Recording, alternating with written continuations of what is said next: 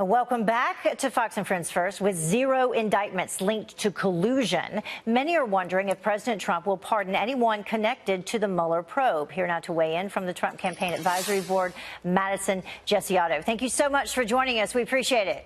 Of course. Good to be with you this morning, Heather. So as an attorney, what is your opinion on this? Is this a road that we should go down? You know, as you know, right now, the president and the White House have said that they're not considering this. They haven't talked about this. But it's something that I know a lot of the people across the country have been discussing. Some people are very frustrated, feeling that this isn't a representation of equal justice under law, that many of these people wouldn't have been charged with these crimes if it wasn't for their association with this president, who was very hated by so many. But at the same time, like I said, the president is saying at this point that he hasn't thought about this. He feels very badly for people like Paul Manafort, who used to work for him, but he's not considering a pardon. Yeah, the 37 people, I think, total in all. Let's take a look at 6 of the former Trump associates who've been indicted or pleaded guilty to something other than collusion. Of course, we all know Michael Flynn, George Papadopoulos, Rick Gates, Paul Manafort, Michael Cohen, Roger Stone. General Flynn's name coming up a lot in terms of pardon. Yeah, absolutely, and that's one of the people that people like people have been talking about, like Paul Manafort, that they feel deserve a pardon. Again, the president isn't considering it. I can guarantee you he's not pardoning Michael Cohen. But if pardons ever were to come along the road in the future, these may be people that would be looked at. Yeah, the special counsel investigation, we've been saying it was over 22 months at a cost of $25.2 million. In addition to that, 26 of the 34 people were Russian nationals who were actually indicted in all of this. But the number of indictments about collusion, still coming to 0, no matter how you add it up.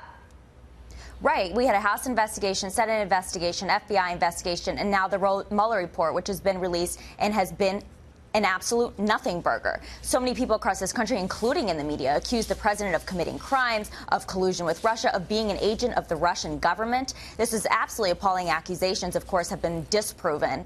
And I think what's very frustrating about this is the fact that so many people in the media and across this country that oppose the president are not happy with the result. We should all be thrilled that our president is not an agent of a foreign government. That would be extremely detrimental and horrifying for our nation. And so I think it's a little frustrating to see that going on now post-release of the findings of the Mueller report. Yeah, and speaking of the media, let's listen to some of what they've had to say.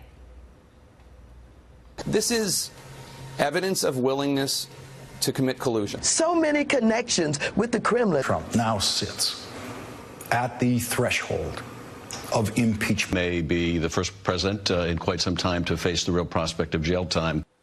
So does the president have a defamation case against the media? Sure, I absolutely think he does. I mean, when it comes to defamation cases, a public figure is going to have a higher burden of proof as a plaintiff to prove that there was defamation. In this case, I still think that the president would be able to meet that burden of proof.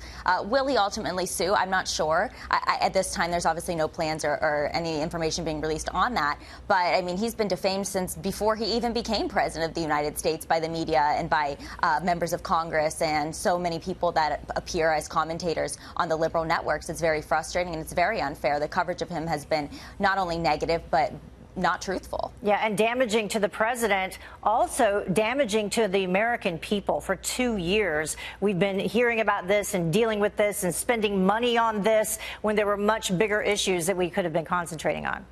Yeah, millions and millions of dollars, thousands of hours of manpower, FBI agents, attorneys used on this, and absolutely nothing came of it. People across this country are very frustrated. They feel that their taxpayer money is being thrown down the drain. And a lot of people thought this was a witch hunt from the very beginning and that there never should have been a special investigation here. So maybe the American people should get together and sue.